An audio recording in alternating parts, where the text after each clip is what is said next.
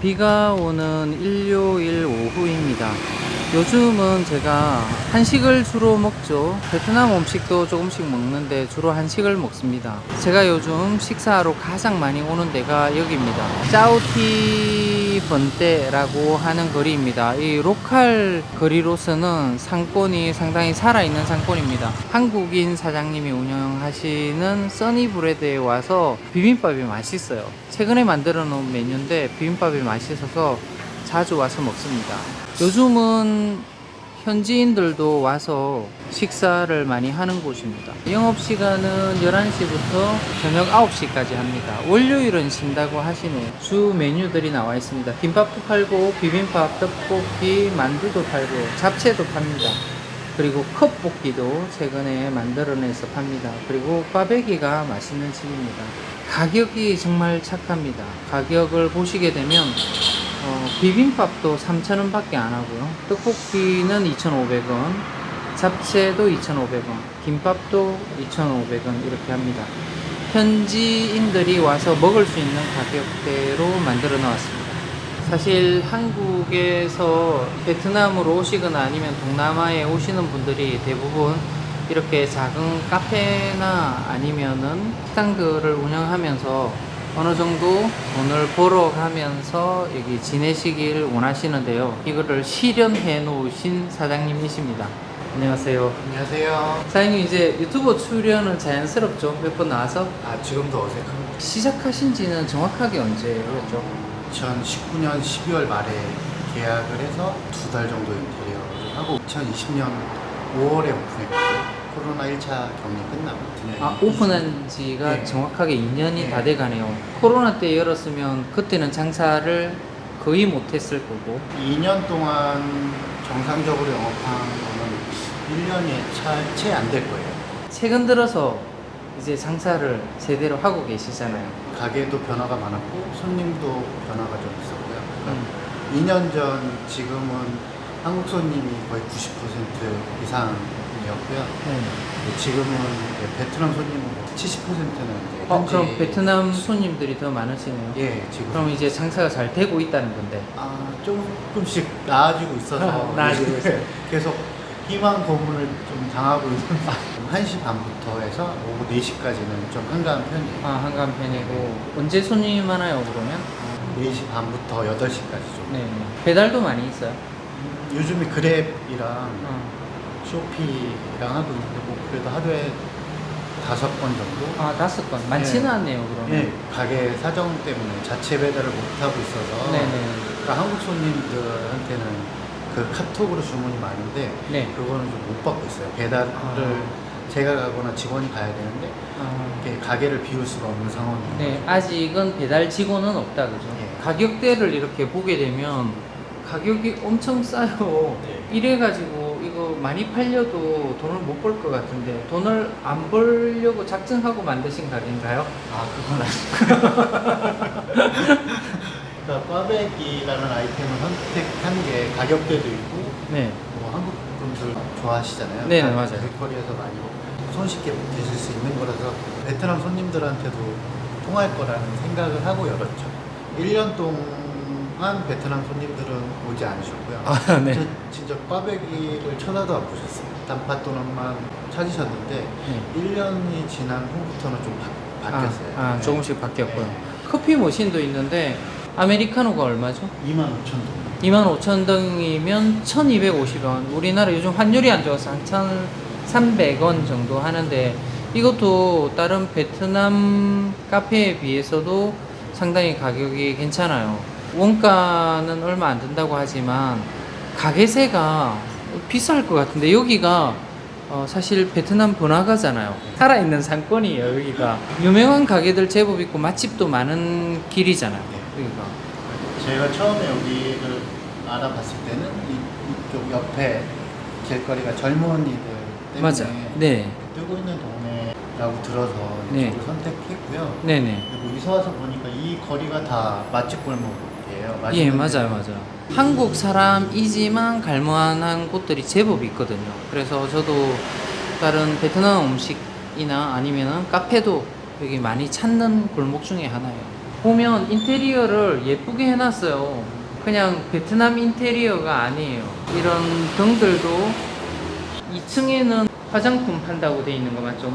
화장품을 같이 팔던 베트남 친구가 아, 저랑 밖에 있던 간판이 있었는데 그거는 지금 치웠고요. 본격적으로 시작 못하고 지금 화장품은 정리 중에 있어요. 그러면 화장품 사업도 같이 하셨네요. 예. 그러면 인테리어는 대강 어느 정도 들었는지 알 수 있어요? 가격이나 뭐 이런 것도 정하는데 베트남 친구의 도움이 되게 많았어요. 네네. 초창기에 저랑 같이 1년 동안 일한 직원이 있었고 도움을 많이 받았고 여기 인테리어도 그 친구 지인의 도움, 디자인이라던가 뭐 전체 다 그 친구 도움을 받아서 저희가 직접 하기도 했고 로컬 업체 통해서 했는데 그래도 좀 비쌌던 것 같아요. 예상했던 금액은 사장님이 예상한 금액이 넘어갔다면 예, 보통 한국 사람들이 생각한 인테리어 가격보다 넘어갔다면 제법 많이 들었겠네요. 2천만 원을 들었다고. 예. 인테리어만 2천만 그러니까 원이요? 뭐 장비 포함해서 커피 머신도 치고. 예, 커피 머신이 제일 비싼 것 같아요. 커피 머신 얼마짜리예요? 렌트하는 거랑 네. 구입하는 거랑 알아봤는데 가격이 비슷해서 네.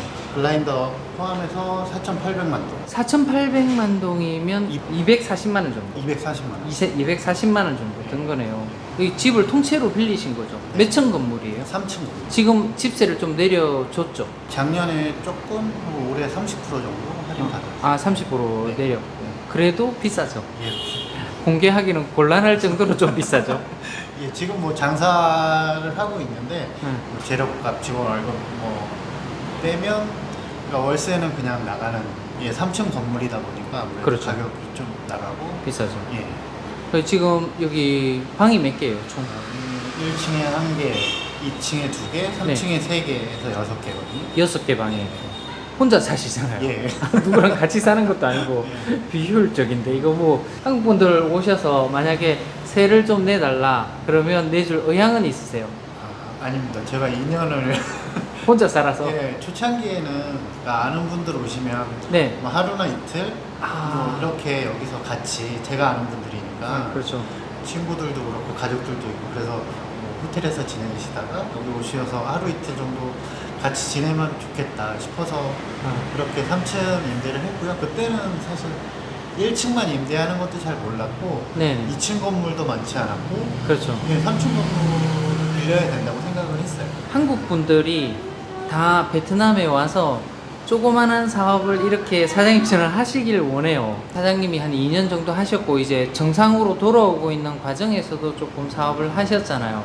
그러면 안 해본 사람은 모르는 어려움이나 아니면 어느 정도 돼야 이게 수익이 나겠다 하기 전에 계산하신 거하고 아니면 지금보다 조금 더 잘 되면 내가 이걸 한 걸 잘했다고 생각할 정도의 그런 사업이 되는지 많은 분들이 생각하시고 있는 부분들이니까 사장님이 경험자로서 한번 말씀을 해주시면 도움이 될 것 같아요. 2년간은 그러니까 제가 계산했던 거 어떻게 하면 얼마나 하루에 얼마나 팔아야 네. 한 달에 얼마나 팔아야 수익이 나고 월세 이거 다 포함해서 했던 게 10%도 달성하지 못했어요. 최근에 이제 사회 격리가 완전히 해제되고 네. 사람들도 마음껏 돌아다니고 네. 이런 상황이다 보니까 어느 정도 지금은 희망적으로 좀 보고 있어요. 지금 손님이 들어오잖아요. 예. 그럼 최근 한 달이 가장 잘 되었던 거잖아요. 처음에 오픈했을 때 첫 달하고 첫 달하고 지금요. 이제 지금하고. 이번 달 4월 달이죠. 4월 달에. 네, 그러면 4월 달에 약간 홍보도 페이스북을 통해서 조금 하시고 네. 그러면 그렇게 했을 때 4월 달 정도의 손님이 들어온다. 그러면은 어느 정도 커버할 수 있는지 뭐 직원 월급도 있고 재료비도 있고 월세도 있잖아요. 이 커버 되나요? 아직 오늘이 1일이어서 아직 정산을 못했는데 가게세는 안 빠집니다. 그러면 예. 제일 비싼 가게세는 못 내고 예. 직원 월급 그 다음에 재료비 예. 제 식비 포함해서 식비는 그냥 밥 먹으면 되니까 이렇게 밥 먹으면 직원 몇 명 쓰시죠 지금?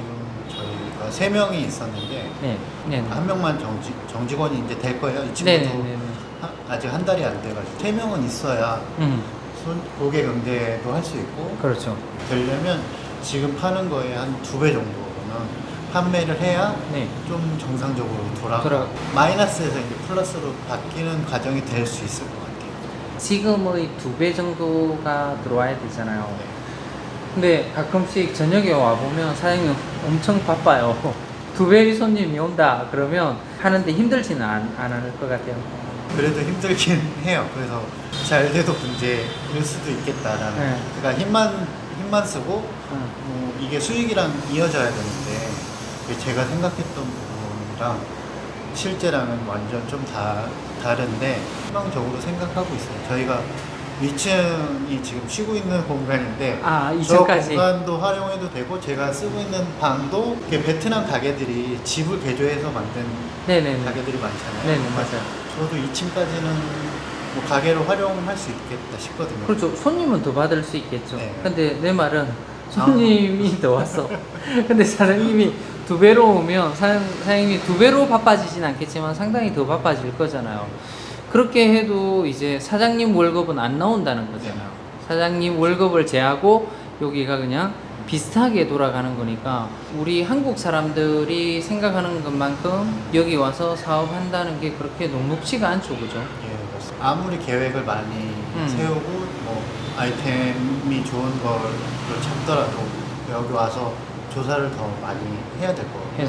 해야죠. 저는 2달, 3달 했지만 직원들 많이 써서 배달이 정말 어마무시하게 배달이 되고 이렇게 나가면은 정말 이제 월급 외에도 사장님 월급 외에도 가져갈 수 있는데 어느 정도 우리 한국 사람들이 여기 와서 사실은 사업을 하면서 그렇게 바쁘게 막 힘들게 하려고 생각 안 하잖아. 네. 소일거리로 이렇게 생각하는데 소일거리로 해서 이 친구들의 월급이나 이 친구들의 소득에서 또 그런 베트남 사람들을 대상으로 장사를 해서 여유로우면서도 돈을 벌 수 있는 건 거의 불가능하죠. 불가능하죠. 네.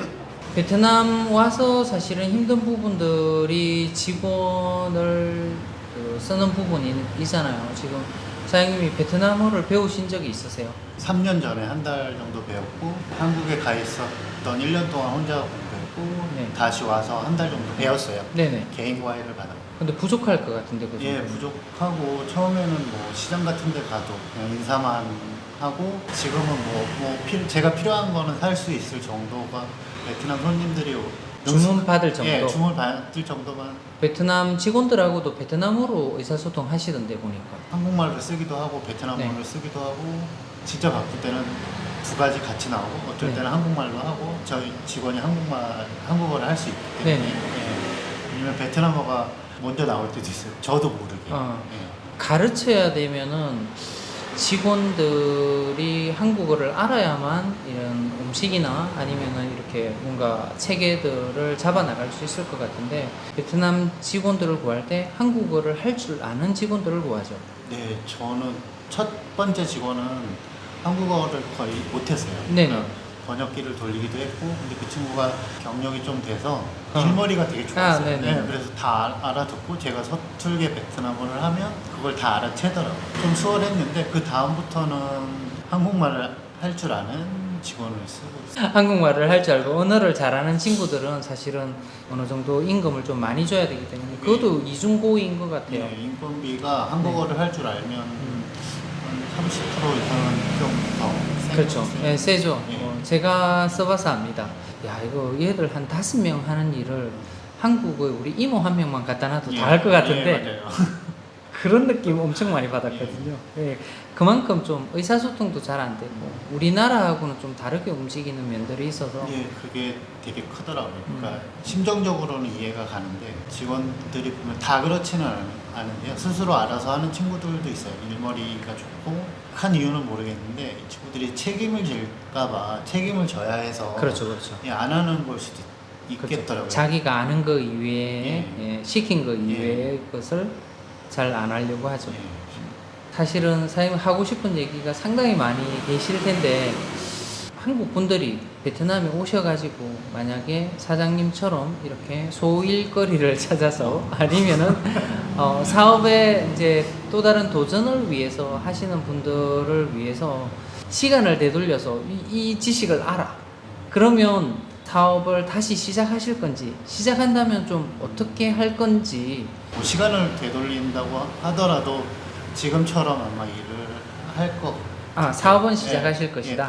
다른 아이템, 다른 사업을 하더라도 제가 직접 할 수 있는 거. 뭐 시간을 돌린다 하더라도 지금처럼 아마 일은 하실 것 같고. 예. 그러면 만약에 다시 시작하신다라고 하면 뭐를 조금 수정하고 싶으세요? 비용이 제일 많이 드는 부분은 렌트비잖아요. 네네. 제가 생각하기로는 2, 3층이 전혀 효율적이지 않아서. 그리고 위치도 그렇고 여기 베트남이 오토바이가 주 그렇죠. 이동 수단이잖아요. 네네. 근데 저는 그거를 생각 못 그렇죠. 했어요. 그러니까 가게 위치라던가 네. 가게 층 뭐 이런 렌트가 가장 큰 거 같고요. 그러니까 2년 동안 저도 이사를 가고 싶긴 했거든요. 네네. 계약을 제가 좀 장기적으로 했고 그러니까 월세를 좀 깎으려고 1년치 월세를 내다 보니까 네. 움직일 수가 좀 없는 그렇죠. 거였어요. 그래도 움직였으면 또 어땠을까라는 후회도 들긴 하는데 그런 네. 것도 있고. 그러면 다음에 한다고 그러면 이렇게 비싼 지역에 굳이 예. 들일 필요 없고, 예. 그 다음에 좀 오토바이 주차가 많이 가능한 곳, 월세가 되도록이면 좀 월세가 예. 적게 나가는 쪽으로, 내가 좀 장사가 안 되더라도 큰 손해를 보지 않는 쪽으로. 너무 크죠? 사실은 월세 이 부분이. 예, 그게 뭐 한 30% 이상을 차지하다 그렇죠. 보니까. 네네. 그리고 직원들도 예전에 사장님이 얘기해 주신 건데 인건비를 더 주면 좋은 직원을 구할 수 있다고 하셨잖아요. 네네. 그 말씀이 맞는 것 같아요. 네. 그러니까 아끼고 뭐 아끼려다 보니까 근데 또 그 똑같은 일이 반복이 되더라고요. 그렇죠, 그렇죠. 여기 직원들이 되게 쉽게 그만두기도 하고 예. 가르치는 것도 되게 어렵고 예. 좋은 직원 만나는 건 뭐 한국에서도 똑같겠지만 여기서는 더 어려운 것 같아요. 그렇죠. 예. 그러니까 저희 직원이 3명 있었는데 한 명은 이틀 전에 그만뒀고요. 한 네네. 명은 어제 그만뒀어요. 갑자기 쉬고 싶다고 제가 어제 그제 친구들한테 얘기했거든요. 쉬어야 될 상황이 오면 최소 3일 전이나 일주일 전에는 얘기를 해줘야 된다. 네네. 어제 한 친구가 갑자기 내일 쉬고 싶다고 네. 하더라고요. 그래서 그 과정을 저는 2년 동안 다른 직원들 보면서 알게 된 건데 이게 바꾸기가 너무 힘들고 얘기를 해도 서로 이해하기가 힘들어요. 그 부분 때문에 한국어를 할 수 있는 직원들을 썼음에도 이해는 안 되더라고요. 그래서 지금까지 일한 거 주급 정산해주고 쉬라고 네네. 얘기했어요. 사실 우리가 한국에서 식당을 하면 일단 맛이 있으면 다 된다고 생각을 하잖아요. 사실 제가 느끼기에는 여기 베트남에서 한식의 퀄리티를 생각한다 그러면 맛있어요. 자주 오는 이유죠. 네. 그 다음에 꽈배기도 괜찮아요. 여기에 파는 빵이 맛이 없어요. 그래서 더 맛있게 느껴져요. 그런데 그런 음식을 맛있게만 하면 우리가 장사가 될 거라는 생각을 많이 가지고 계시잖아요, 한국 분들이. 그게 잘 들어맞나요? 맛은 기본인 것 같고요. 네. 그 홍보와 마케팅이 거기에 공도 되게 많이 들어가더라고요. 그렇죠. 예. 이게- 음식 맛을 유지하는 것만큼 거기에도 많이 들어가는데 제가 외국인이다 보니까 그거는 한계가 있기도 하고 자체적으로도 홍보를 하고 있지만 뭐 지난번처럼 업체를 통해서 광고를 하기도 해요. 한국 분들 중에서 소일거리로 뭔가를 하려고 하신다. 식당 하셔도 되는지, 뭔가를 돈을 벌기 위해서 베트남에 와서 사업을 하려고 한다. 그러면 유사업종을 해도 괜찮은지 사장님 의견을 한번 말씀해 주시면. 직장 생활 하던 거에 대해서 거기서 갑갑함을 느끼고 좀 도전해보고 싶어서 그 다낭을 선택했거든요. 네. 네네. 그래서 그러신 분들이 계시다면 오셔서 시장조사도 많이 하시고 길게 하셔도 될 것 같아요. 돈을 벌기 위해서도 그 기회의 확률이 높은 것 같은지, 한국에 비해서. 같은 자본금으로 한국에서는 장사를 시작할 수 없었거든요. 그렇죠. 근데 그런 점에서는 다낭이 더 괜찮은데. 괜찮고 가능성도 있었고요. 근데 도전할 만한 가치는 있는 것 같아요. 아, 있는 것 같다. 사장님 입장에서는.